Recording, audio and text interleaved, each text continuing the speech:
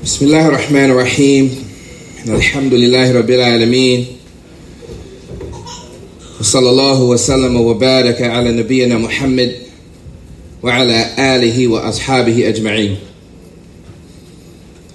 So today, inshallah ta'ala, or this evening, inshallah ta'ala, I want to sit and look at a hadith of the Messenger of Allah sallallahu alayhi wa sallam. A concise hadith that is a point of ponderance for us all. And the hadith is an Anas radiyallahu anhu. قال رسول الله صلى الله عليه وسلم من أشراط الساعة أن يرفع العلم. From the signs of the hour is the disappearance of knowledge. Right? I chose this hadith on purpose because it's short. I try to choose a hadith that are short that we can, memorize in this sitting, inshallah ta'ala. So try to memorize a hadith. Right? It should be easy to memorize. All you have to do is just focus. Just focus. Seek the help of Allah subhanahu wa ta'ala. You should be able to memorize a hadith right now.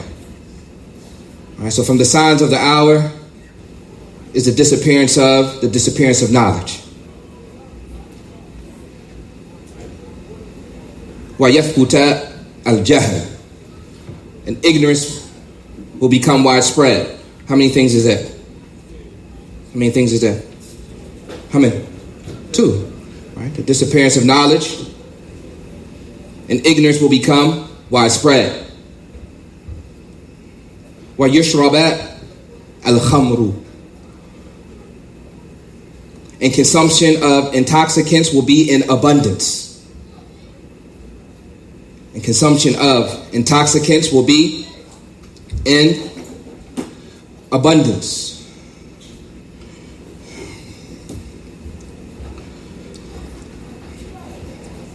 وَيَظْهَرَ الزِّنَا. And fornication will be rampant. And fornication will be rampant. And this hadith is in Sahih Bukhari, number 80. This hadith is in Sahih Bukhari, number 80. Someone tell me the hadith back, even if you have to look at your book. Someone tell me the hadith back. So I'll read it back. From the signs of the hour is the disappearance of knowledge, and ignorance will become widespread, and consumption of intoxicants will be in abundance, and fornication will be rampant. How many things? 4. All right, someone tell me the 4 things. Someone else tell me the 4 things without looking. Knowledge will be limited. Mm-hmm.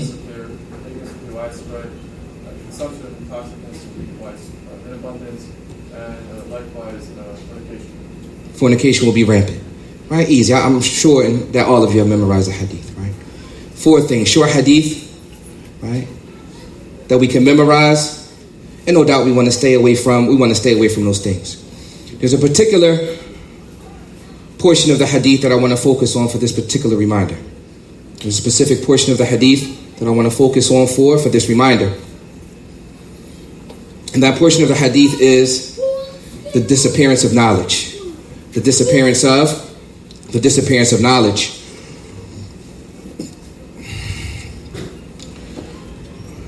And Ibn al-Jawzi, rahimahullah, he mentioned that the disappearance of knowledge takes place 2 ways. Disappearance of knowledge, it takes place 2 ways. By the death of the scholars, and by a lack of high aspirations for the people to learn. And that's the part that we want to focus on. And a lack of high aspirations for the people to learn. Because when the people lack those high aspirations to learn, knowledge decreases because there are no one's learning. So the disappearance of knowledge by 2 ways. By the death of the scholars and by a lack of high aspirations to learn. The hadith that we mentioned is under the chapter in Sahih Bukhari, Bab Raf' al-Ilm wa Dhuhur al-Jahl. Is under the chapter of the disappearance of knowledge and the widespreading of ignorance, or the appearance of ignorance. the disappearance of knowledge, and the spread of ignorance.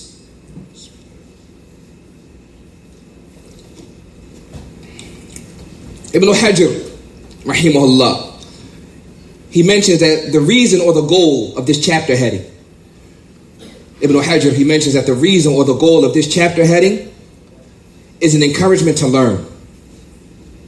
The reason or the goal of this chapter heading is an encouragement to learn. And this is what we want to focus on today, bi-idhnillahi ta'ala. Because as it relates to the Day of Judgment, and the Day of Judgment is something that we must prepare for. As it relates to the Day of Judgment, then it's something that we must prepare for. Anyone disagree? No one disagrees. How do you prepare for the Day of Judgment? By doing what? Ibadah. By doing what? Worship and what? Actions. Can you perform worship and actions without knowledge? Everyone knows the answer to that. So knowledge is a key component in your preparation for the what? Hereafter. So no doubt we want to, as Ibn Hajar he mentioned, that the reason or the goal of this chapter is to encourage learning. And no doubt we have other things in the hadith that we want to take with us and that we want to learn and that we want to jot down. These are from the signs of the hour, which is the topic of the weekend. Right? The disappearance of knowledge, the ignorance will become widespread, the consumption of intoxicants in abundance. And no doubt we see all of these things, obvious and apparent. And fornication will be rampant. But as we mentioned, this hadith is mentioned under the chapter, the disappearance of knowledge and the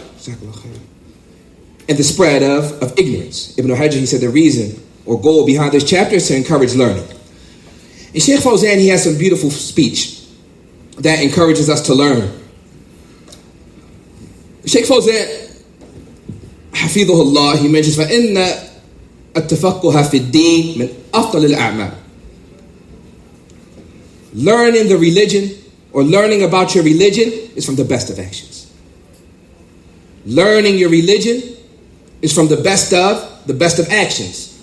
And again, likewise, we want to keep parked in our mind that preparation for the hereafter begins with actions. And we must keep in our mind that these actions must be preceded by what? Knowledge. There's no way to avoid it. There's no way to circumvent it. As a Muslim, you have to learn. You have to learn your religion.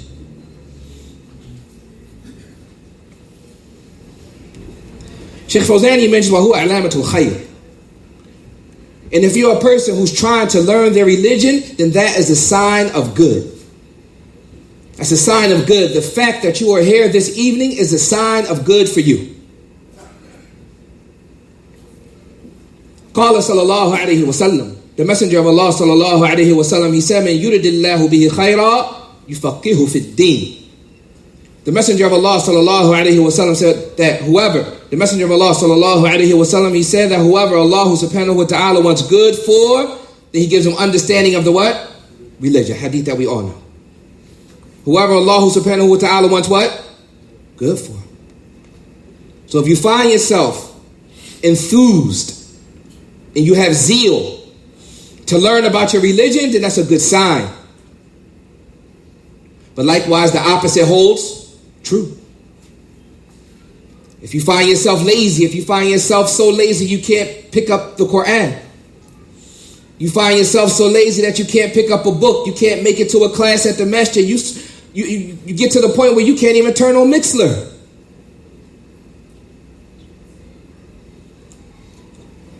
No doubt that that's a sign of bad or evil. وذلك لأن التفقه في الدين يحصل به العلم النافع. Shaykh Fawzani mentions that's because when a person is seeking to learn their religion and trying to be someone who understands their religion, that's how they attain beneficial knowledge. You have to try.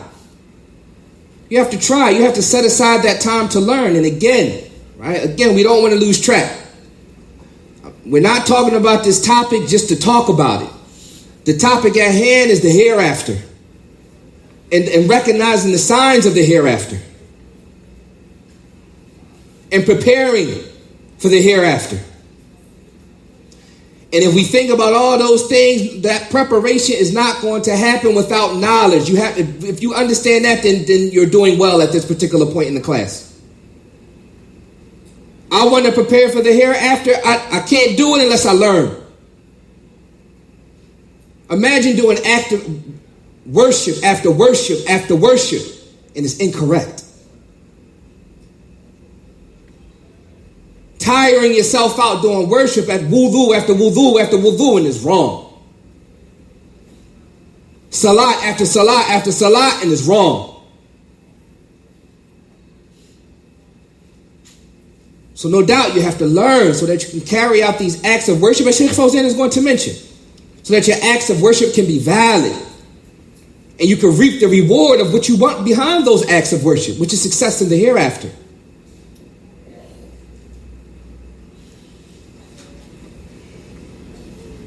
Sheikh Fawzan, he mentions الَّذِي يَكُومُ عَلَيْهِ الْعَمَلُ الصَّالِحِ. He mentions seeking knowledge of the religion.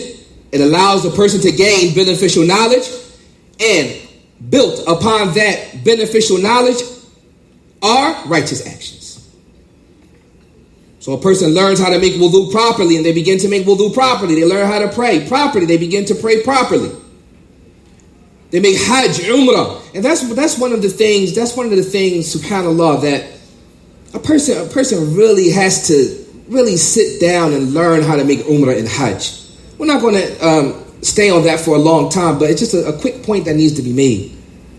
Spend $5,000, $6,000, $7,000, $8,000, $9,000, $10,000.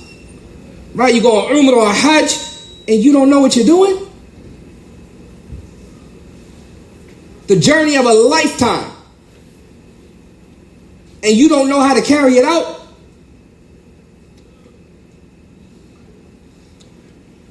And no doubt, I'm not coming down on anyone. It's an encouragement. I'm not coming down on anyone. I'm not belittling anyone. I'm not being condescending towards anyone. It's an encouragement. Just think about that. Taking that journey of a lifetime, and you arrive and you're like, well, what do I do? Because it's not possible to always get somebody on the phone. It's not possible to always have that student of knowledge right by your side. Not possible. You got to learn so you can carry it out yourself, so you can have success where? Hereafter. قال الله تعالى هو الذي أرسل رسوله بالهدى ودين الحق. Allah subhanahu wa ta'ala, he said, he is the one who sent his messenger with guidance in the religion of truth. He is the one who sent his messenger with guidance in the religion of truth. Truth, Surah At-Tawbah, verse number 33. Guidance, فَالْهُدَى هُوَ الْعِلْمُ النَّافِعُ. Guidance meaning beneficial knowledge. وَدِينُ الْحَقِّ meaning the religion of truth. هُوَ عَمَلُ الصَّالِحِ. That's righteous actions.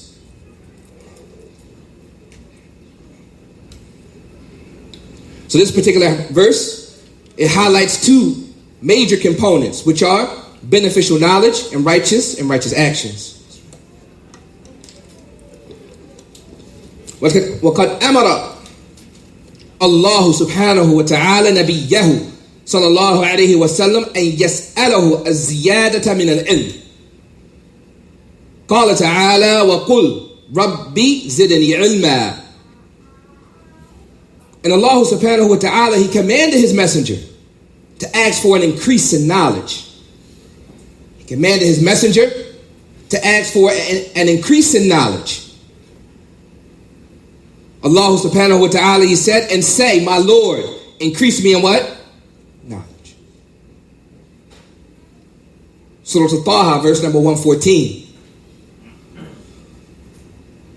قال الحافظ ابن حجر وقوله عز وجل وقل ربي زدني علما هذا واضح الدلالة في فضل العلم.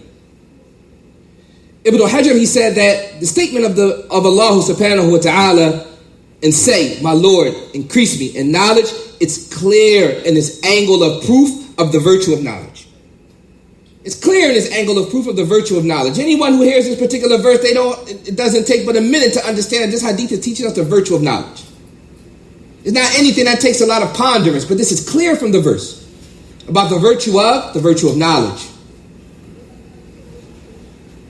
And I chose this particular topic. I chose it because it seems that we live in a time, and the community is what I'm trying to say, where we don't give a lot of importance to knowledge.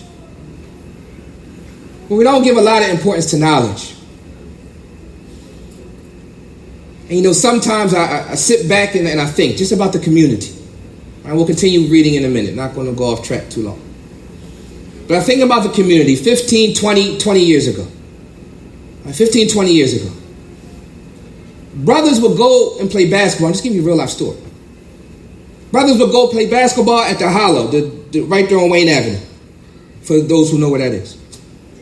Brothers would go play basketball, and brothers, if you lost, you sit down and you call what? Winners. Brothers just having some recreation, some good, wholesome fun. While the brothers are waiting to get on the court, they will be memorizing Thalathatul Usul. That was the vibe.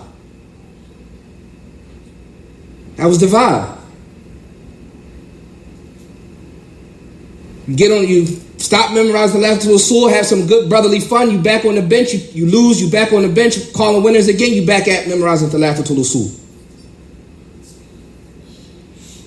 Brothers would sit in the masjid and memorize the Quran. We don't see it. We don't see that a lot. We don't see it. There are brothers that do it.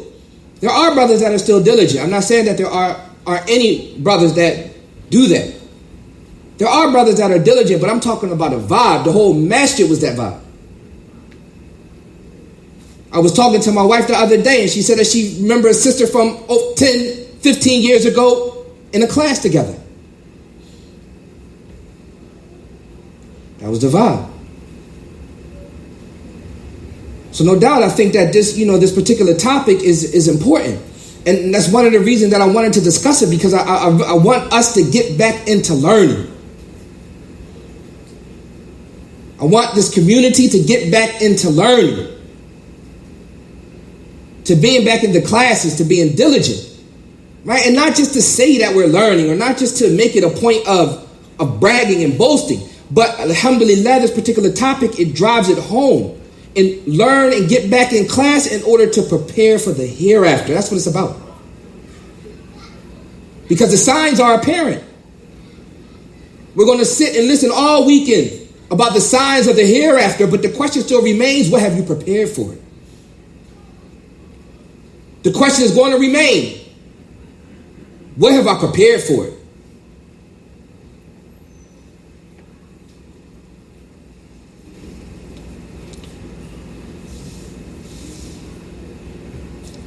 لأن الله لم يأمر نبيه صلى الله عليه وسلم بطلب الازدياد من شيء إلا من العلم. Because Allah subhanahu wa ta'ala did not command his Prophet sallallahu alaihi wasallam to ask for an increase in anything except for what? Knowledge. Right? We have to get back to understanding the virtue of knowledge. Knowledge is virtuous. When you learn that surah, that's something virtuous. When you learn that hadith, that's something virtuous. There's merit in that.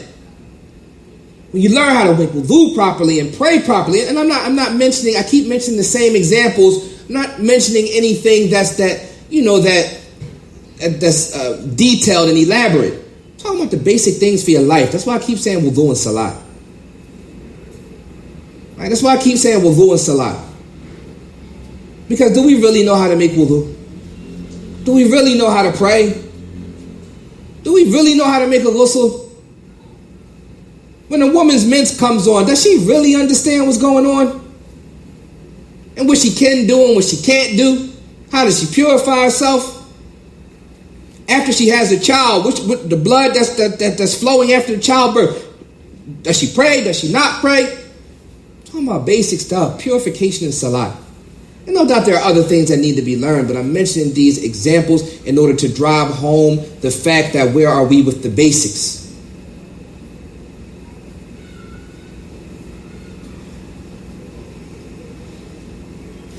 وقد سمى النبي صلى الله عليه وسلم المجالس التي يتعلم فيها العلم النافع برياض الجنة. And the Messenger of Allah sallallahu alayhi wasallam, he called the sittings where people sit down and learn, he called them the gardens of paradise. People where they sit down and learn the religion of Allah subhanahu wa ta'ala, call those the gardens of paradise. Who wouldn't want to sit there? Are we sitting in the circles of knowledge? 1 class a week, 2 classes a week. Arabic for sure. Do you have an Arabic class in your routine? Many people have the gym in their routine. That's in their routine. A workout is in the routine. A haircut every week, every 2 weeks, that's in the routine. That's in the schedule. When you open up your phone and you look at your reminders and your memos and all of that, is the Quran class in there? Is an alarm going to go off that says time for Arabic class? Gotta have an Arabic class. How you going to read the book of Allah? Gotta have an Arabic class. How you going to read the book of Allah?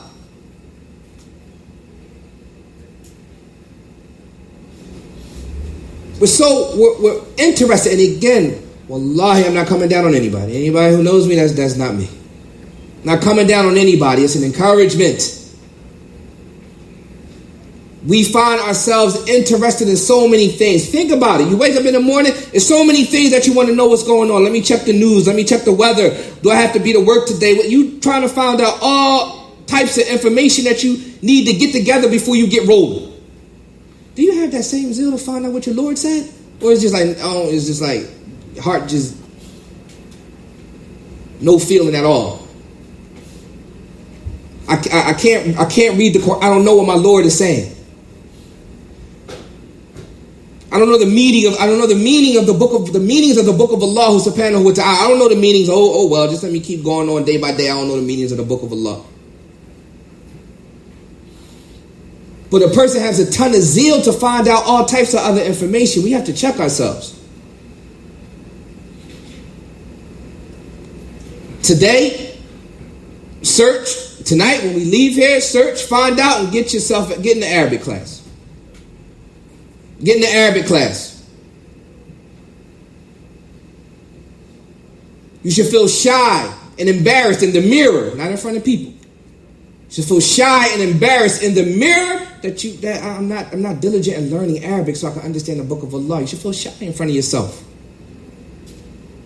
Not in front of other people. In front of yourself.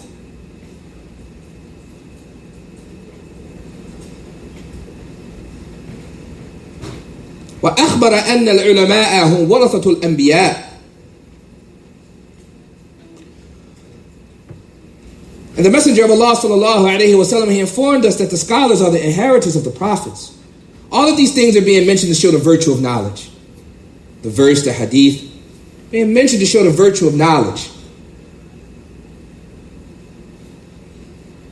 ولا شك أن الإنسان قبل أن يقدم على أداء عمل ما لا بد أن يعرف الطريقة التي يؤدي بها ذلك العمل على وجهه الصحيح. Sheikh Fawzani mentions there's no doubt, not a shadow of a doubt. No doubt.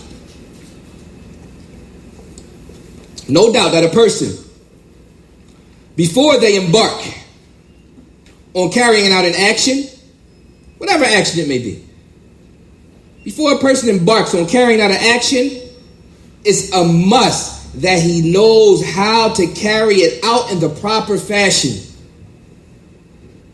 There's no doubt about that.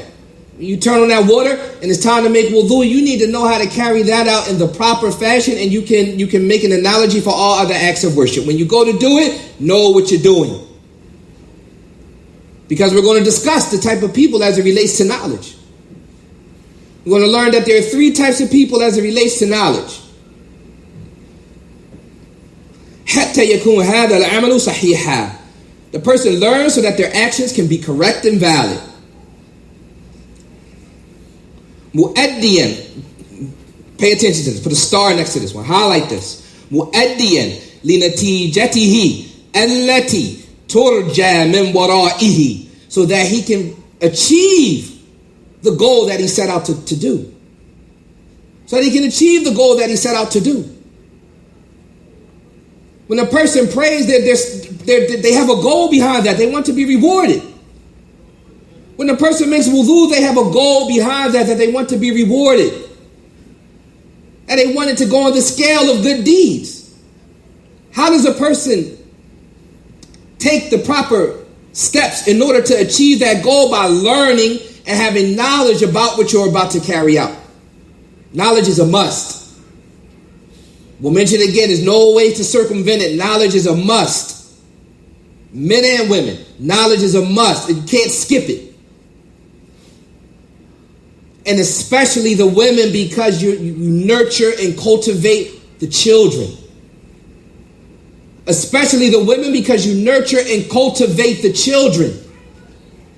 They're with you, they're by your side, they're up under you, they're around you. Be able to show them how to make wudu. Be able to show them how to pray. Be able to sit down with your daughter and explain to her the Islamic rulings connected to her mints when that time happens. Because no doubt you can't wait for a man to teach you. You have to learn. Yes, it's a bonus, it's a plus. If you have that man in your life that can help educate you, that's a bonus and a plus. But at the end of the day, you're responsible for yourself. You have to learn.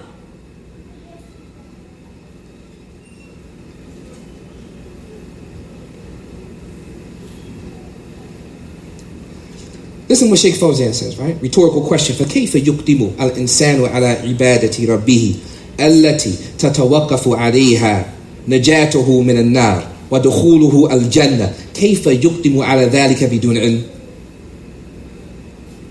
Sheikh Fawzan, he mentions, how can a person, right, it's a question, how can a person embark upon the worship of his or her Lord, which is a component of salvation from the fire, an entrance into paradise? How can one embark upon this tremendous affair? It's a tremendous affair. Connected to worship is being saved from the fire, and entrance into paradise is something serious. How in the world can a person embark upon that with no knowledge? How can a person stand up to do an act of worship and a person deep down inside and say, I don't know what I'm doing? How can you be satisfied with that feeling? And everyone knows themselves. You go to embark on an act of knowledge, you say, I don't really know what I'm doing, so let me do what everybody else is doing. Let me act like I know what I'm doing. How can a person embark on an act of worship and not know what they're doing? And the question is serious because it's connected to the hereafter. These acts of worship are connected to the hereafter. ومن ثم افترق الناس بنسبة للعلم والعمل ثلاث فرق. From here we see that people are 3 categories, right? 3 categories as it relates to knowledge and action. People are 3 categories as it relates to knowledge and action. Al-Fariqu al-Awwal. The first group of people. الذين جمعوا بين العلم النافع والعمل الصالح. The first group of people, the people who have beneficial knowledge and carry out righteous actions. They carry out both. They have knowledge, they have the beneficial knowledge, and they carry out the actions that knowledge necessitates.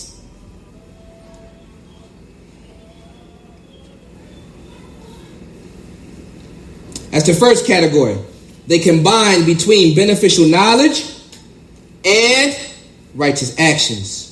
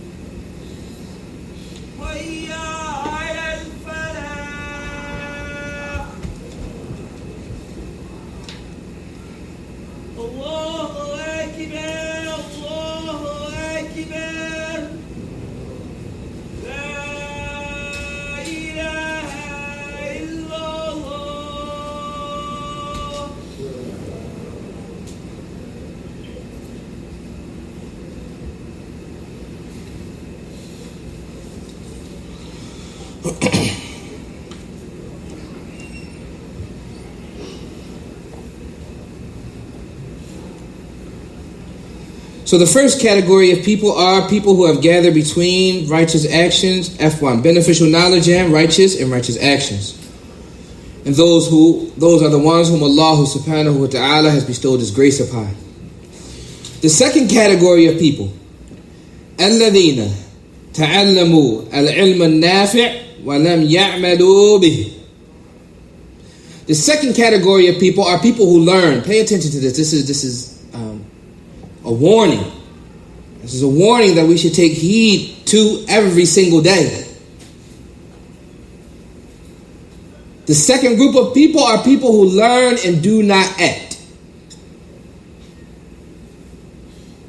This is serious.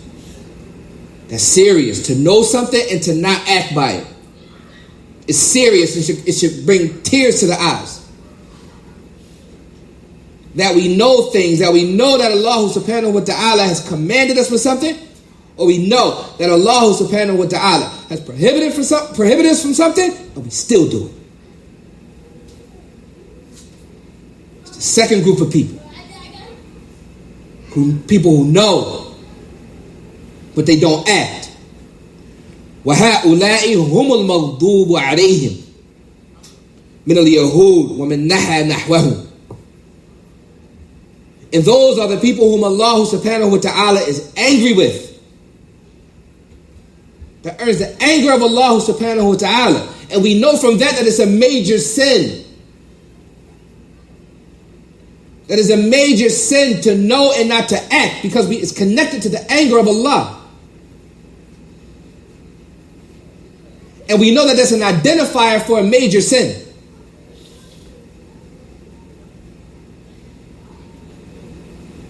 So those are the people whom Allah subhanahu wa ta'ala is angry with. Al-Fariq al-Thalith. The third category of people. الَّذِينَ يَعْمَلُونَ بِلَا عِلْمٍ. Those who act but don't have any what? Knowledge. That's the third category. They do actions but they have no idea what they're doing. They do actions, they have no knowledge of what they're doing.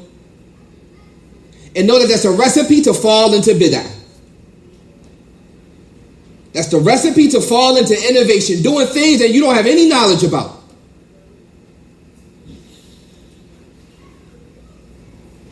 وَهَؤُلَاءِ هُمْ أَهْلُ الضَّلَالِ مِنَ النَّصَارَى وَمِنْ نَحَى نَحْوَهُمْ. And those are the people who have gone astray from the Christians and those who are similar to them, doing actions without any knowledge.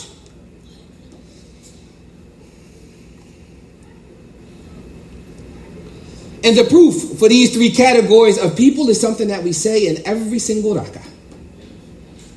The proof for these three categories of people is something that we say in every single unit of prayer. Ihdina sirat al-mustaqim. Guide us to the what? Straight path. Sirat al-ladina an'amta alayhim. Right? Those who you have bestowed your grace upon. What category is that? Number 1.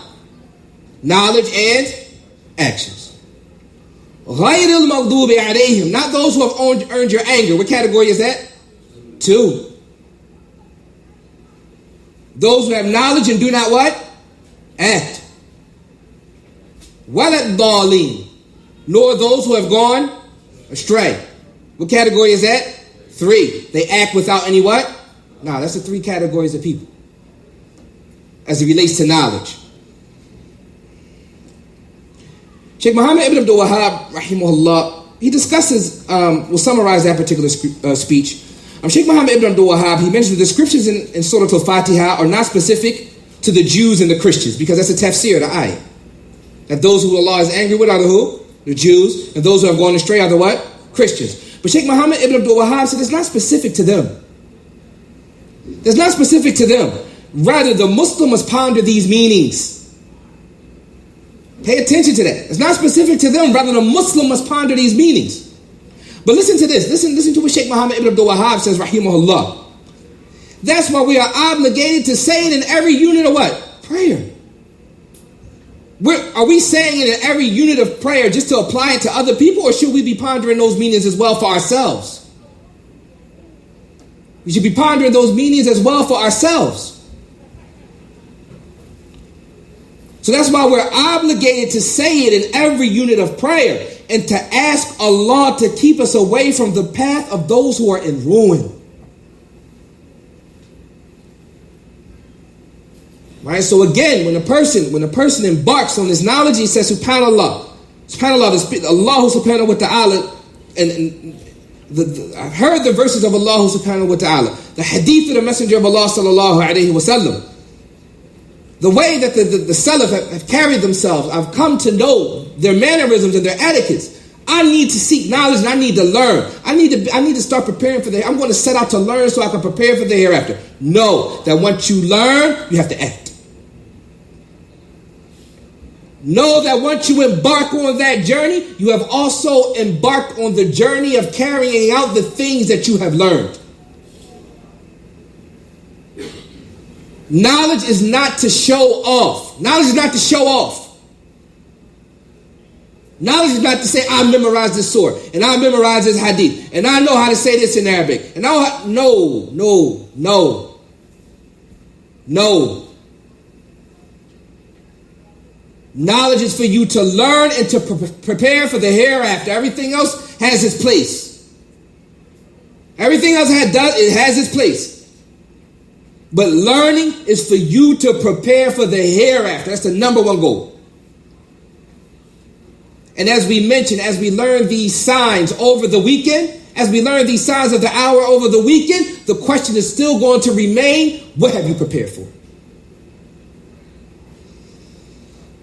Sheikh Fawzan, he mentioned some other speech. This is about halfway through. Inshallah ta'ala, if another talk is given, then inshallah ta'ala we'll finish the speech of Sheikh Fawzan, but we'll suffice with that for tonight. هذا وصلى الله وسلم وبارك على نبينا محمد وعلى آله وصحبه وسلم. السلام عليكم ورحمة الله وبركاته.